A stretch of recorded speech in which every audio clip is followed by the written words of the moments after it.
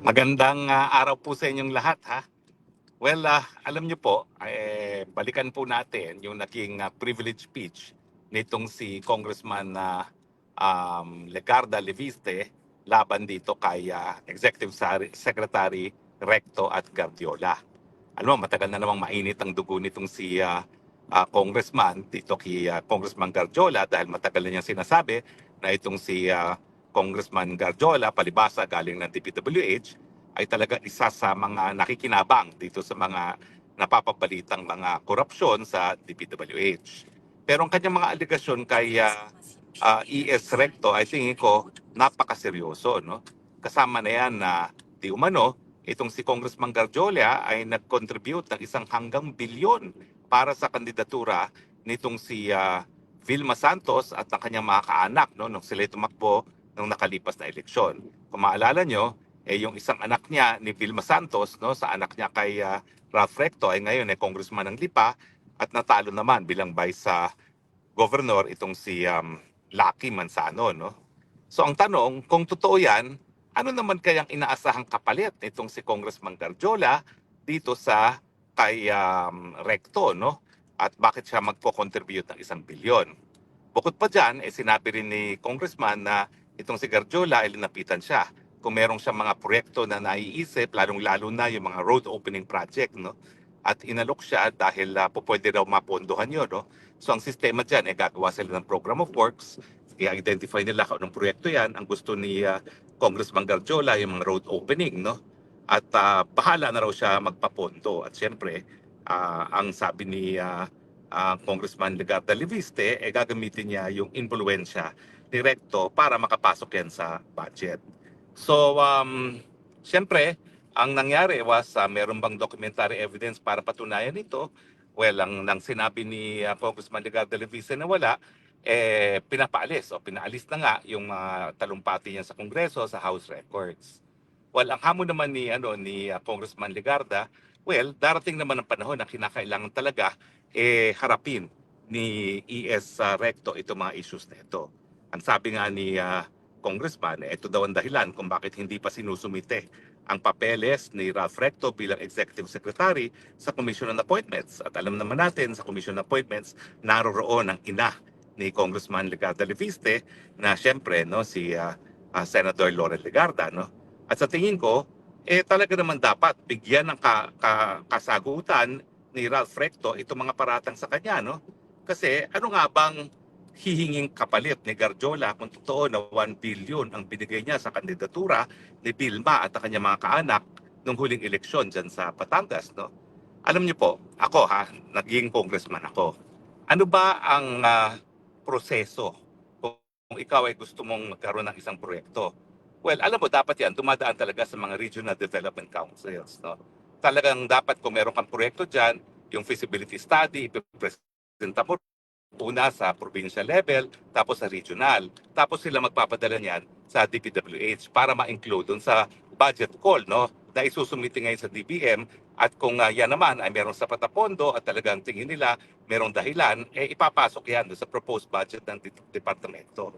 Pero alam natin na hindi lahat ng rini-request ng mga congressman sa mga development councils ay nakakapasok. Kinakailangan talaga malakas ka sa Malacanang.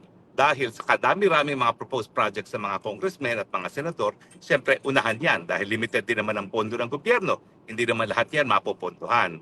So, talaga namang napaka-influential na executive secretary, no? Dahil ang executive secretary, isang tawag lang yan dyan sa DPM, talagang po pwede niyang mapa-include at mapuntuhan ang mga proyektong infrastruktura.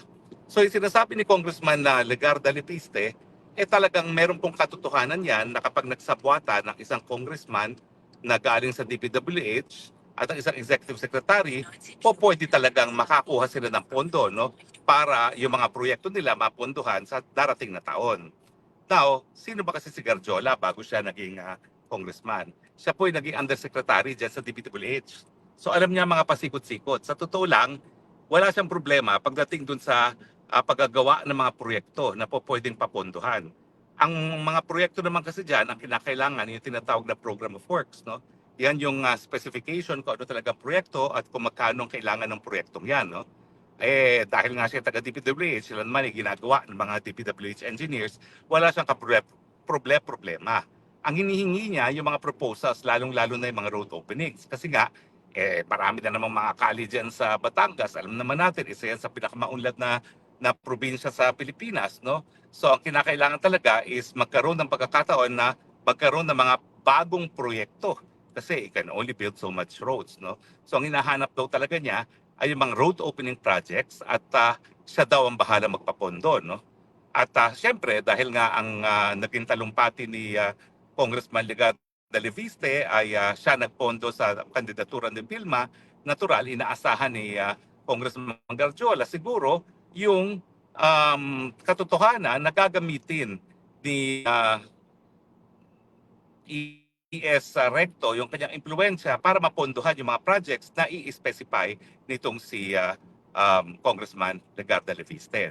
So akin, dahil ako naman ay pamilyar kung paano talaga napopondohan ng mga proyekto, totoo naman po na kapag malakas ka sa executive secretary, chances are, yung mga gusto mo mga papondohan mga proyekto ay mapopondohan. So ibig sabihin ko, meron talagang katotohanan yung sinasabi ni Congressman Legarda Leviste na kapag malapit ka sa executive secretary at ikaw ay isang congressman, talaga namang po pwede ka magpapondo ng mga proyekto. So ang tanong ngayon ay, paano natin malalaman ang katotohanan? Well, yun nga, yan ang maganda. Dahil itong si Executive Secretary Recto ay isang acting Executive Secretary lamang. Pero ang nakakatawa, itong Marcos administration, siguro hindi bababa sa 12 ang kanilang cabinet members na acting capacity lang. Kasi kapag ikaw ay isang gabinete at hindi ka na-approve bago mag-recess ang Congress, kinakailangan ikaw ay ma-reappoint. At habang ikaw ay hindi na-confirm, you serve in an acting capacity.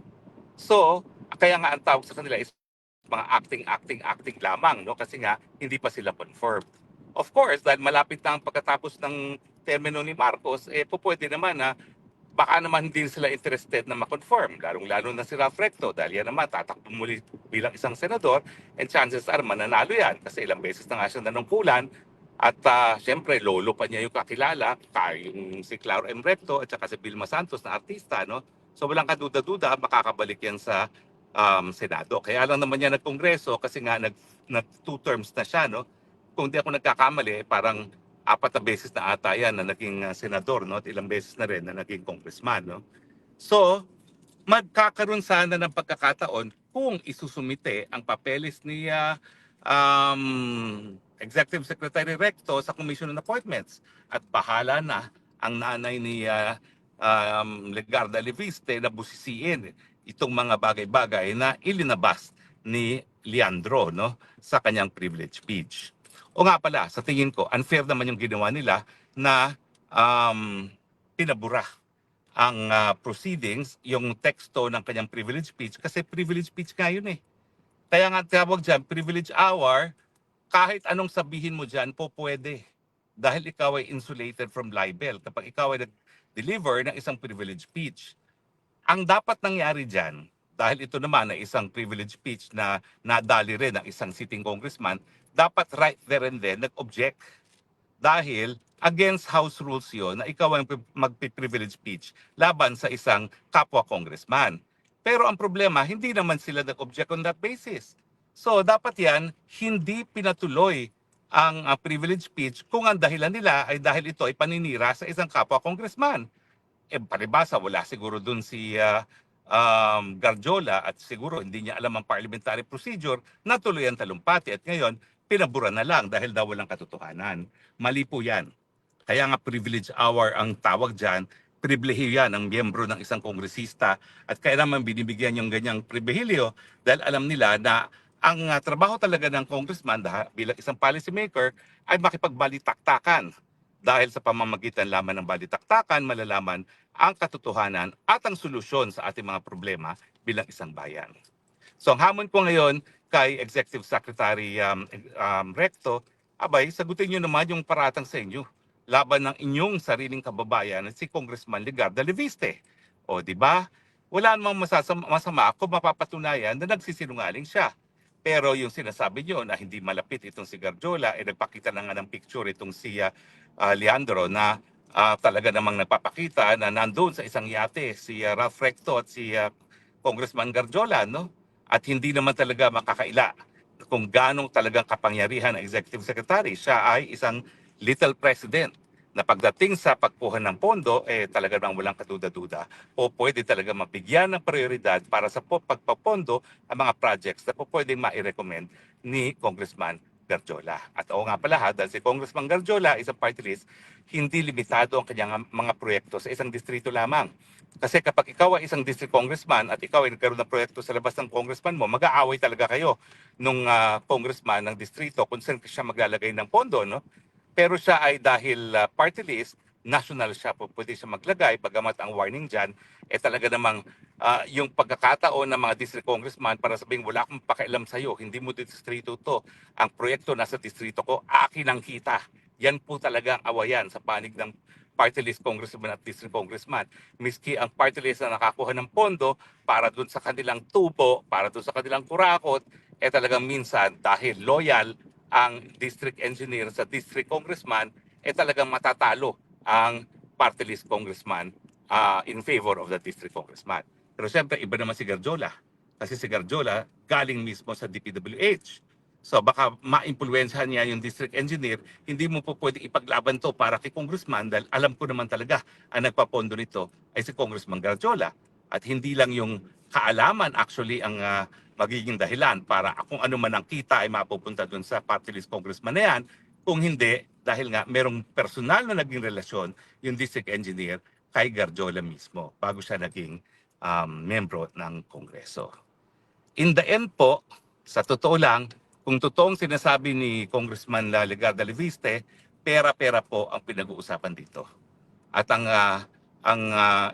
inilahad ni Congressman Legarda Leviste sa kanyang privilege speech ay kung papaano na kikita ang isang kongresista sa mga proyekto, di umano dahil nga po sila ang nagpapondo ng mga proyekto, dapat sila ang kukubra kung mayroong pagkakakitaan na sang-ayon kay Mayor Benji ng Baguio ay hanggang 45% na sa halaga ng proyekto. Well, I can only say mabuhay ka, Congressman Leandro. Kinakailangan ka natin para isiwalat ang katotohanan at former Senator and ES Recto, sagutin mo naman ng matino ang mga paratang sa iyo dahil importante naman na malinaw din ang pangalan mo dahil sa totoo lang, napakaganda ng pangalan ng iyong ninuno na si Claro M. Recto. Huwag mo naman payagang masira sa pamamagitan ng mga pula na kung wala naman talagang ebidensya, dapat patunayan mo na kasinungalingan. Salamat po sa inyong lahat. Ako'y dumadaan sa isang underpass kaya madilim. Ito po inyong spokes ng bayan, Harry Roque nagsasabi, I love you Philippines. You're the only country that I have. You're the only country that I will love. Bye!